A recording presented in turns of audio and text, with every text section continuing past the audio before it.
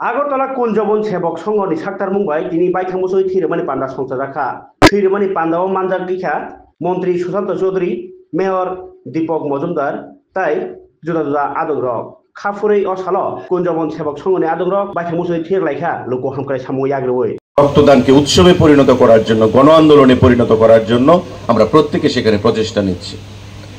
অনেকের ধারণা থাকে বিশেষ করে গ্রামের মধ্যে যে রক্ত শরীর থেকে যদি চলে যায় এই রক্ত আর আমার শরীরে আসবে না, আমি দুর্বল হয়ে যেতে পারি, বিভিন্ন রোগের আমি সম্মুখীন হতে পারি, আমার সমস্যা হতে পারে, যেটা সম্পূর্ণভাবে অমূলক, সম্পূর্ণভাবে মানে মিথ্যা আমি বলবো। কারণ যারা রক্তদান করে, এখানে যারা রক্ত নিতে এসছে, ব্লাড ট্রান্সফিউশন কাউন্সিলের যারা বন্ধুরা বা ব্লাড ব্যাংক থেকে যারা এসছেন, আগে আপনার প্রেসার চেক করবে। যদি আপনার মধ্যে বিপি হাই থাকে আপনার থেকে কিন্তু ব্লাড নেওয়া হবে না। প্রাথমিকভাবে যে পরীক্ষা নিরীক্ষা তারা এটা এখানে করবে। এবার আপনি রক্ত দিলেন, যেই রক্তটা আপনি দিলেন এটা যখন ল্যাবে যাবে, এটা ধারণা এমন করা উচিত নয় যে আজকে যদি আমি এখানে 30 ইউনিট ব্লাড দিই, সেই 30 ইউনিট ব্লাড 30টা ব্যক্তির শরীরে যাবে। It's not like that.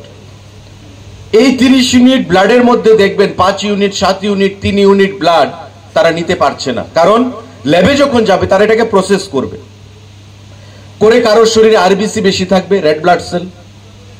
যদি আরবিসি বেশি থাকে সেই রক্ত অন্য কারোর শরীরে দেওয়া যায় না। আমরা যাকে লোহিত রক্তকণিকা বলি, রেড ব্লাড সেল, আরবিসি। আবার কারোর কোনো ইনফেকশন থাকতে পারে, ব্লাডে কোনো সমস্যা থাকতে পারে। ব্লাড ব্যাংক থেকে ওই ব্যক্তিকে অনেক সময় ফোন করে বলে দেওয়া হয় যে আপনার শরীরে যে আপনি রক্ত দিয়েছেন সেই রক্ত আমরা পরীক্ষা নিরীক্ষা করেছি, সমস্যা পেয়েছি, আপনি ডাক্তারের সঙ্গে যোগাযোগ করুন। তো আমি রক্ত দিলাম, রক্ত দিয়ে কিন্তু আমি অন্যকে সাহায্য করছি না, আমি নিজেকেও সাহায্য করছি।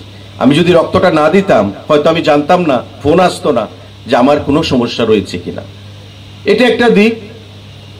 আর সব থেকে বড় জিনিস যেটা, যে আমি 1 ইউনিট ব্লাড দিয়ে আমি মনে করছি যে আমি যে ব্লাডটা দিলাম প্যাকেটে গেল, এই ব্লাডটা ডাইরেক্ট আমি আরেকজনের শরীরে দিচ্ছি, সে ভালো হয়ে যাচ্ছে বা তার প্রয়োজনীয়তা মেটাচ্ছি। শুধু তাই নয়, তার বাইরে এই রক্ত থেকে আমরা যেমন ডাইরেক্ট ব্লাড দিচ্ছি, তার বাইরে আমি ডাব্লিউবিসি, প্লেটলেট, প্লাজমা থেরাপি যেটা আমরা বলি, প্লাজমা থেরাপি করতে পারছি, প্লেটলেট দিতে পারছি। অর্থাৎ শুধু 1 ইউনিট ব্লাড দিয়ে আপনি ডাইরেক্টলি একটা পেশেন্টকে বাঁচাচ্ছেন এমন নয়, আমরা 4 থেকে 5টা পেশেন্টকে আমরা বাঁচাতে পারি। কারণ রক্তের থেকেই প্লেটলেট বের করা হয়, রক্ত থেকেই প্লাজমা থেরাপি করা হয়। তো স্বাভাবিকভাবেই যারা প্রতিনিয়ত আমাদের রাজ্যে ক্যান্সার পেশেন্ট বলুন, আমাদের রাজ্যে থ্যালাসেমিয়া পেশেন্ট বলুন, বিভিন্ন অ্যাক্সিডেন্ট হয়ে যখন ট্রমা সেন্টারে যায়, অপারেশন করতে হবে, কোনো মেজর অপারেশন করতে হবে, রক্ত পাওয়া যাচ্ছে না। আমরা যারা সামাজিক জীবনে রয়েছি, রাজনৈতিক জীবনে রয়েছি, রাত্রি 12টা 1টা দিনের বেলা যে কোনো সময় ফোন আসে ওই সাবরুম থেকে, ধর্মনগর থেকে, কাঞ্চনপুর থেকে, যে আমার মা জিবি হাসপাতালে ভর্তি রয়েছেন বা আইজিএমে ভর্তি রয়েছেন, অপারেশন হবে, ব্লাডের প্রয়োজন, আমরা ব্লাড পাচ্ছি না, দাদা একটু দেখে দিন, একটু অ্যারেঞ্জ করে দিন। কারণ ওই ব্যক্তিটা তখন তার কাছে 1 লক্ষ টাকার তত গুরুত্ব নেই যেই গুরুত্বটা 1 ইউনিট ব্লাডের ক্ষেত্রে রয়েছে। তার মার জীবন বাঁচাতে হবে, বাবার জীবন বাঁচাতে হবে, বা আত্মীয় স্বজনের জীবন বাঁচাতে হবে। আমরা যদি ম্যানেজ করে দিতে পারি, অনেক সময় শান্তি পাই, মনে হলো যে একটা ভালো কাজ করলাম। আবার অনেক সময় যখন দিতে পারি না, মনে একটা আক্ষেপ হয় বা খোঁজ খবর নিয়ে চেষ্টা করি সেটাকে যোগান দেওয়ার জন্য। তাই রক্ত বর্তমান সময়ে এমন একটা জিনিস, এটা কোনো অর্থ দিয়ে আপনি তার যে কৃতজ্ঞতা সেটা